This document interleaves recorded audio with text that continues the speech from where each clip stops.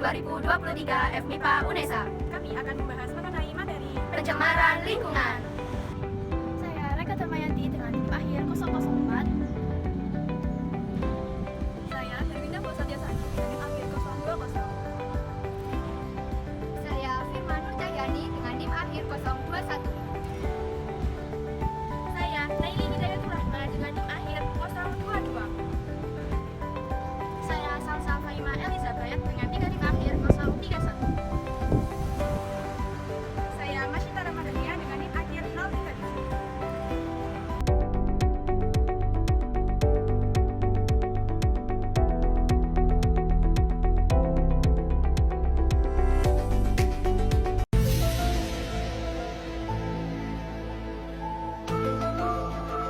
Berdasarkan Undang-Undang Lingkungan Hidup Nomor 32 Tahun 2009, pencemaran lingkungan adalah masuk atau dimasukkannya makhluk hidup, zat energi, dan atau komponen lain ke dalam lingkungan hidup oleh kegiatan manusia, sehingga melampaui baku mutu lingkungan hidup yang telah ditetapkan. Pencemaran air yaitu masuknya makhluk hidup, zat, energi, atau komponen lain ke dalam air. Pencemaran air merupakan kondisi air yang menyimpangkan kualitas air dari keadaan normal. Pencemaran tanah merupakan suatu keadaan di mana bahan kimia buatan manusia masuk dan mengubah lingkungan tanah alami. Ketika suatu zat kimia berbahaya telah mencemari permukaan tanah, maka zat tersebut dapat menguap, tersapu air hujan, dan meresap ke dalam tanah. Kemudian mengendap di dalam tanah dan menjadi zat kimia beracun. Zat beracun di tanah tersebut berdampak pada makhluk hidup di sekitarnya.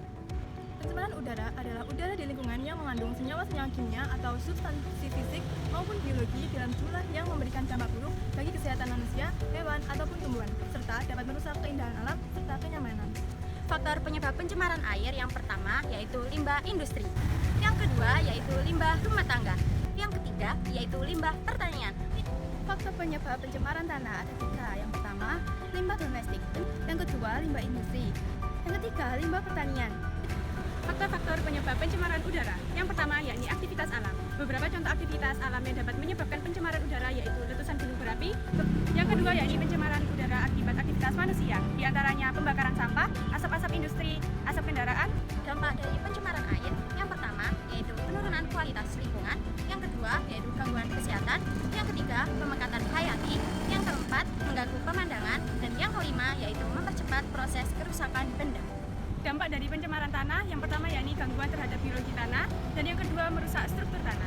Dampak dari pencemaran udara yang pertama ada pemanasan global, yang kedua kerusakan ekosistem, yang ketiga penipisan lapisan ozon, yang keempat hujan asam, yang kelima gangguan estetika lingkungan, yang keenam gangguan pernafasan, dan yang ketujuh yaitu gangguan terhadap kulit.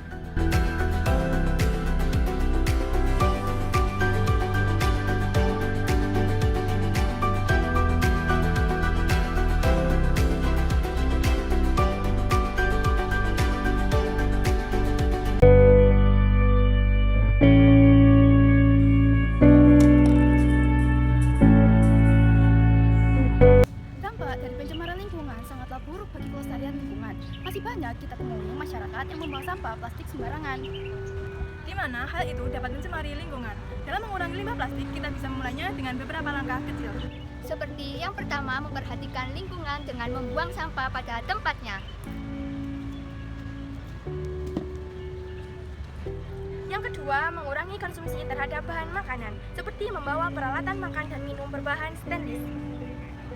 Yang ketiga, kita juga membawa kantong belanja sendiri untuk mengurangi penggunaan kantong plastik. Oleh karena itu, marilah kita bersama-sama meningkatkan kesadaran dalam menjaga dan melestarikan lingkungan. Tubuhku sehat karena lingkunganku terjaga. Salam peduli lingkungan. Dari video pembelajaran yang telah kami sampaikan, diharapkan siswa Dapat menjelaskan pengertian dari